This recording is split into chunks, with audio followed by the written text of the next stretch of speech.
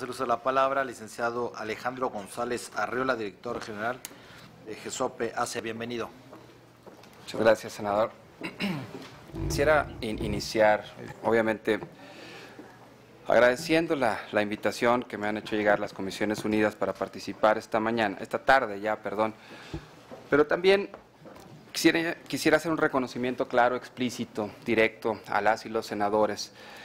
por la reapertura del proceso deliberativo público y abierto para finalizar un proceso legislativo que ha sido impecable. Que ha sido impecable y que ha sido reconocido a nivel internacional. En mi tiempo libre y cuando no estoy trabajando 8 horas, soy también el copresidente de la Alianza para el Gobierno Abierto a nivel internacional, puesto que ocupo junto con mi colega Sunita Kaimal, de una organización ubicada en Nueva York que se llama NRGI. Desde esta iniciativa a nivel global, que como bien Aidea había comentado hace un momento, integra ya más de 60 países, 66 porque está a punto de unirse uno más en esta semana, es una iniciativa que ha conocido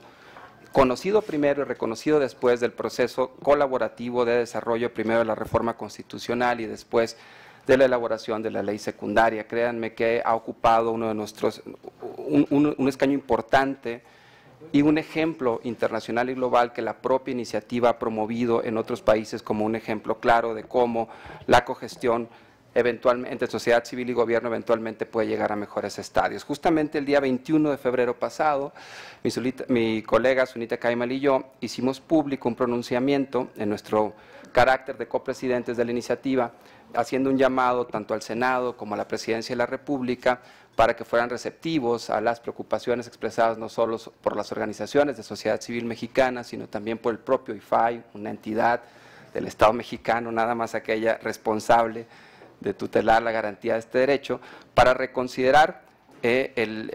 las observaciones que en el ejercicio de sus atribuciones la Consejería Jurídica había realizado al proyecto de ley originalmente. Y nos da muchísimo gusto que apenas una semana después de ese llamado que hicimos público, tanto Presidencia de la República y en este caso las Comisiones Unidas del Senado hayan reabierto el diálogo. La verdad es que es algo que reconoceremos a nivel internacional en su momento y también nos pronunciaremos al respecto como un elemento de sensibilidad política de las y los senadores. Dicho esto, quisiera entrar al fondo de lo que hoy nos convoca en esta tarde. Y quisiera iniciar diciendo que de los 10 puntos que nos han pedido, sobre los cuales comentar esta mañana, yo puedo identificar 2 categorías. Una categoría de puntos en los cuales es muy probable que podamos encontrar puntos de consenso relativamente pronto entre las posiciones planteadas entre la ley, el proyecto de ley originalmente generado o cogenerado entre el Senado y las organizaciones y las observaciones que entiendo son atribuibles a la Consejería Jurídica, a la Presidencia de la República, aún y cuando ya han señalado, ya que el INPECHAR, AIDE y quienes me han antecedido en la palabra, no hay un documento formal y oficial que al menos nosotros en la Alianza para el Gobierno Abierto conozcamos al respecto. Y hay una razón de esta primera categoría, hay al menos 3 puntos de los 10 en los cuales lo que está en juego en el diferendo entre la posición de la Consejería Jurídica y la ley prevista no necesariamente implica una interpretación disputada o con valores en tensiones o con principios en tensiones sobre el principio de máxima publicidad. Aquí me refiero, por supuesto, a 3 elementos que señalo para que los ubiquemos de manera muy clara y ya después de ahí podamos pasar de manera posterior a los elementos en donde sí hay en juego interpretaciones diferentes. El primero de ellos tiene que ver, y lo digo de manera muy clara, directa, en afán a abonar hacia encontrar salidas lo más pronto y prácticas posibles, al artículo 71, ¿no?, de la ley, en donde se pone en un mismo paquete, digamos, 3 conceptos que son relativamente diferentes y que uno de ellos tiene un tratamiento, los 3 tienen un tratamiento igual y que uno de ellos tiene de naturaleza diferente, ¿no? Me estoy refiriendo a las condonaciones fiscales, a las cancelaciones fiscales y a las exenciones fiscales, mientras que los primeros 2 es posible identificar de manera clara y directa a los beneficiarios, las exenciones tienen una naturaleza diferente y implicaría un elemento complejo para poder identificar a los beneficiarios de la misma con nombre y apellido en una lista claramente identificable. Y me parece que en el ejercicio de sus atribuciones ha hecho una recomendación consistente la Consejería Jurídica de la Presidencia, diciendo que esto prevalece para las primeras dos categorías, pero debería tener un tratamiento diferente en la tercera, definiendo de manera muy clara y precisa el tipo de obligaciones de transparencia que tendría esta categoría, que son datos agregados a el mayor nivel de desagregación posible, lo cual me parece adecuado. Segundo, ubicar las obligaciones de transparencia de materia energética eventualmente en la ley federal, tal y como planteaba hace un momento el maestro Jorge Islas, hace mucho sentido, siempre y cuando en la ley general de manera explícita se mandate a que se incluyan en la ley federal las previsiones de transparencia que incluso ya están planteadas en algunas otras de las legislaciones derivadas de las otras reformas estructurales ya planteadas. En ese sentido yo estaría de acuerdo con ello, me parece que aquí no hay ninguna interpretación diferente respecto a cómo se aplica el principio de máxima publicidad y me parece que son elementos procedimentales que de alguna manera pueden ser resueltos. El tercero tiene que ver con las obligaciones de transparencia en términos de fideicomisos y fondos públicos, sin dejar de manera muy clara y expedita, digamos, expresado en la ley general que sí son sujetos obligados y especificando el procedimiento a partir del cual se puede tener acceso a la información o se puede hacer realidad o se puede efectuar el derecho a acceso a la información a través de las instituciones que son las responsables de cada uno de estos fideicomisos sin crear necesariamente burocracia más allá de lo que ya está previsto. Me parece también un procedimiento en el cual eventualmente podemos llegar a un acuerdo y ahí seguramente se podrá avanzar, creo, de manera muy consistente en los próximos días para llegar a un acuerdo. Sin embargo, y aquí me quiero referir, hay otro conjunto de manera muy clara y explícita de observaciones o de puntos de discusión en donde lo que sí está en juego es una interpretación clara del principio de máxima publicidad a partir de otros principios complementarios a este, ¿no? Y en la interpretación de estos puntos, ahorita voy a identificar tres y haré una metodología de acercamiento que es aplicable al resto. Nada más mencionaré tres porque ya van 7 minutos, pero la lógica de acercamiento obviamente es la misma. Aquí no hay de dos sopas, no hay más que de una sopa, perdón, mientras que en la categoría previa que acabo de mencionar se pueden acercar posiciones. En estos otros no hay manera de acercar posiciones, dado que la interpretación se debe de acercar o alinear a dos tipos de principios que son complementarios a la interpretación del derecho al acceso a la información y que por tanto están en tensión y son mutuamente excluyentes. Por ejemplo, no podemos hablar para tener acceso. Para hacer efectivo el derecho a acceso a la información no nos queda de otra y a ustedes, senadoras y senadores, tendrán que tomar posición y saber en cuál de estas dos lógicas están. Por ejemplo, si priorizan como un principio complementario a esta lógica, obviamente el principio pro persona, ¿no? O el principio pro Estado, que en algunas de las redacciones de Consejería Jurídica o atribuibles a Consejería Jurídica se ponen por encima del principio pro persona y ahorita daré algunos ejemplos que me parecen pertinentes. Hay una segunda categoría de comentarios también que ponen también en tela de juicio un principio que es básico y que ya mencionaba hace un momento Javier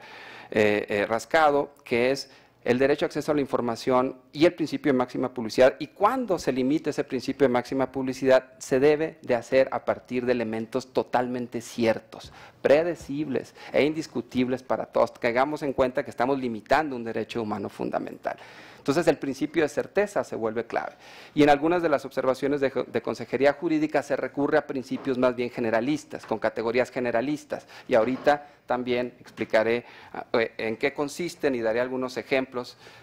para que todas y todos tengamos mucho más claro a qué me estoy refiriendo. Hay otros dos principios que son clave para la interpretación del principio de máxima publicidad. Lo mencionaba hace un momento Jorge,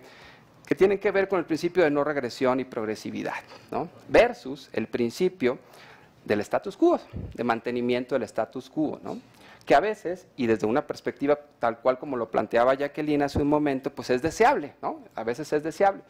Y ustedes, senadoras y senadores, tendrán que decidir de qué lado de principios están para tomar decisiones respecto a los puntos que voy a ejemplificar en un momento más. Insisto, los otros podremos encontrar puntos medios, negociaciones típicas y clásicas de la lógica de operación de los senados y de las cámaras de diputados, pero en estas no, aquí tendrán que definir y aquí no hay de otra. De qué lado están, si están de un lado o de otro, y por eso es muy importante que Consejería Jurídica también venga aquí a exponer sus puntos de vista y que ustedes, senadoras y senadores, finalmente se expresen de manera muy clara y directa sobre cuál conjunto de principios priorizan.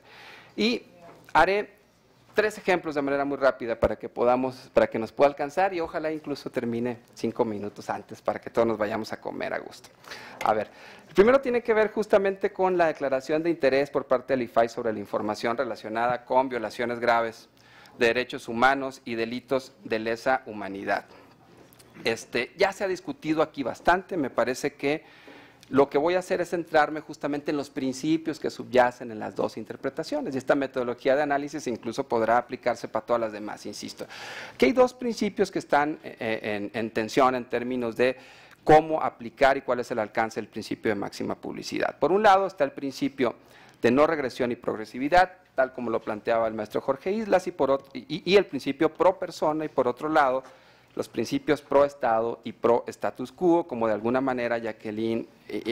argumentaba en el sentido de la deseabilidad de dejarlo tal cual está hoy, dado que no existen una expresión todavía de la Suprema Corte de Justicia en este sentido. Y aquí yo diría de manera muy clara y directa,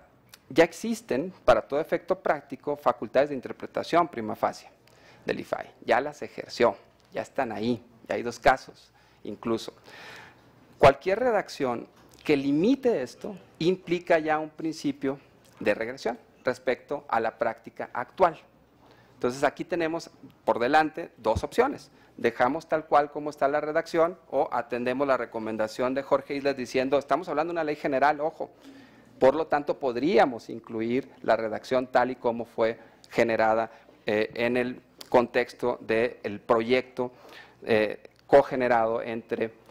las organizaciones de sociedad civil y el propio Senado en diciembre. Entonces, insisto, estamos hablando de principios, ¿no? ¿Cuál de ustedes, cuál van a aplicar y en dónde están? En ambos podemos encontrar argumentos a favor y argumentos en contra. Yo en lo personal, y aquí quiero ser muy claro, me inclino, y de manera muy clara y directa, por obviamente priorizar los principios pro persona, los principios de máxima publicidad, obviamente el principio de no regresión, y de progresividad y los principios, y obviamente lo hago desde una perspectiva de manera muy clara y directa, desde dónde estoy aparado y desde dónde estoy hablando. Y estoy hablando aquí como copresidente de la Alianza para el Gobierno Abierto. Es una iniciativa que, ya decía, integra 65 países a nivel global y cuyas bases de esta iniciativa es la Declaración de Gobiernos Abiertos en el Mundo. Es una declaración que de manera explícita favorece este tipo de principios y que el gobierno mexicano ya ha firmado, ¿no? Se ha sumado a ella y que en este momento, a pesar de ser una iniciativa voluntaria, es muy relevante afirmar que el gobierno mexicano no es solo uno de esos 65 o 66 ya casi países del mundo, sino que en este momento es el país que dirige, que preside la Alianza para el Gobierno Abierto y que uno de los elementos básicos de la legitimidad de ese liderazgo tiene que residir en la capacidad del propio Estado mexicano para liderar con el ejemplo, haciendo adentro lo que promueve afuera. Y por eso hago un llamado a que obviamente en esta sala se pueda considerar y priorizar este conjunto de principios por encima de otros. Entendiendo de alguna manera los argumentos, y ya con esto cierro respecto a este primer punto, entendiendo los argumentos que planteaba Jacqueline y por supuesto el abogado de la Comisión Nacional de Derechos Humanos, me parece que hemos dejado una parte nada más fuera de la discusión, agrego nada más un elemento a considerar, que recordemos que cualquier derecho a acceso a la información que no sea pronto y expedito, por la vía de los hechos implica ya una negación del acceso a la información. Por eso insisto, yo ya ni siquiera ya ni siquiera la discusión de si tiene atribuciones o no el IFAI para hacerlo, me parece que ya ni siquiera es válida. Ya más bien la discusión debe de ser si lo dejamos en la redacción como está ahora, o en la ley federal, o si lo dejamos como está en la ley general que se ha generado. Y me parece que en cualquiera de las dos podemos tener ventajas y desventajas. Incluso lo otro yo ya lo descartaría y me parece que se ha generado un consenso muy interesante aquí. Respecto de los otros dos puntos, y perdón, quiero ser muy cuidadoso del tiempo en respeto a todas y todos ustedes. Me voy a referir a otro tema que no se ha tratado hasta ahora y en donde aplican estos mismos principios que acabo de mencionar, que tiene que ver con las reservas a casos de estabilidad financiera, monetaria y económica, y en casos de seguridad nacional y averiguaciones previas. Como lo segundo ya se trató, me centraré nada más en estabilidad financiera, monetaria y económica. Aquí también están en juegos en la interpretación del principio de máxima publicidad, dado que se está poniendo una limitación a un derecho humano fundamental, tenemos que decidir cuál es la lógica que debemos de seguir para realmente hacerlo de manera adecuada, respetando la primacía de los derechos fundamentales del artículo 1 de la Constitución. Y aquí no hay, va de nuevo, hay dos conjuntos de principios que están en juego. Por un lado, los principios pro persona y de certeza en el establecimiento de los límites de máxima publicidad versus los principios pro Estado y de generalidad, tal y como creo yo en mi interpretación están planteados en las causales, en las observaciones realizadas atribuiblemente, presuntamente a la Consejería Jurídica de la Presidencia de la República. Lo voy a decir muy claro y directo.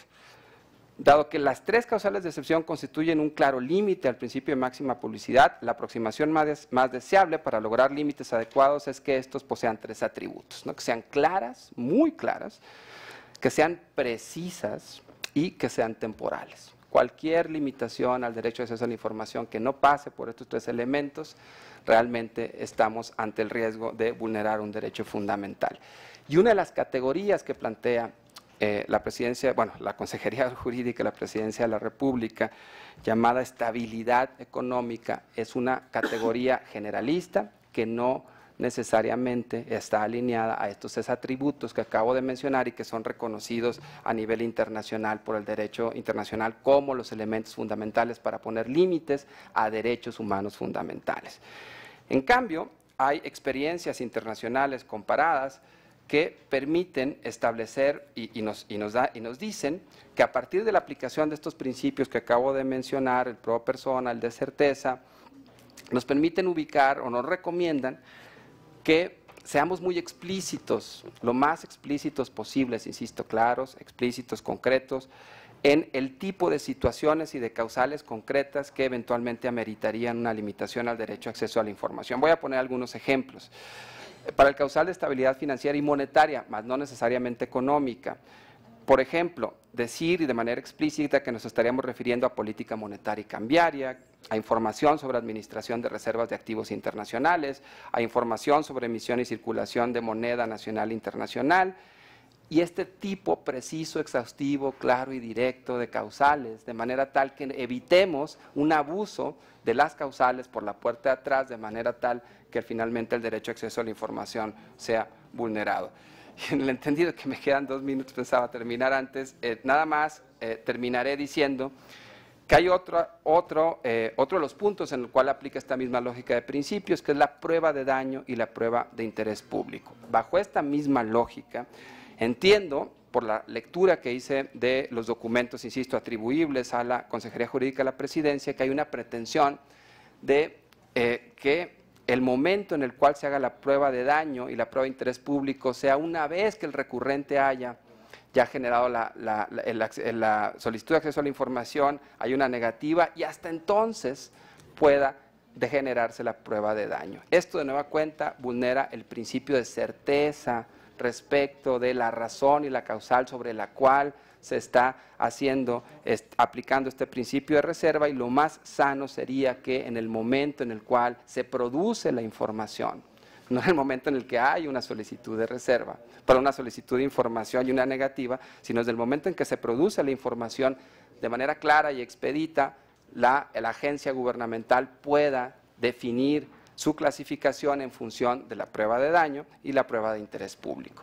Después de pudiera parecer, porque lo que se argumenta aquí es que esto implicaría una carga administrativa exhaustiva a la administración pública. Nunca una carga administrativa se puede poner por encima como argumento, ¿no?, de que vulnere la certeza en un límite a un goce de derecho humano. Por favor, no caigamos en ese garlito, me parece que es desechable esa iniciativa, y habrá un segundo elemento por simple lógica estadística. Después de una serie de elementos de reserva ex ante, en términos de identificación de prueba de daño y prueba de interés público, la administración pública identificará que estas caerán en 4, 5, 7 categorías en cada dependencia, y ya de entrada generará un know-how de cómo hacerlo y cómo clasificar la información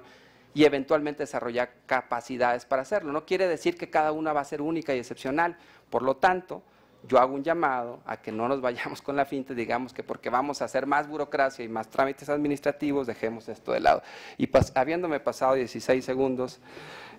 agradezco de nueva cuenta a las y los senadores la oportunidad de charlar con ustedes.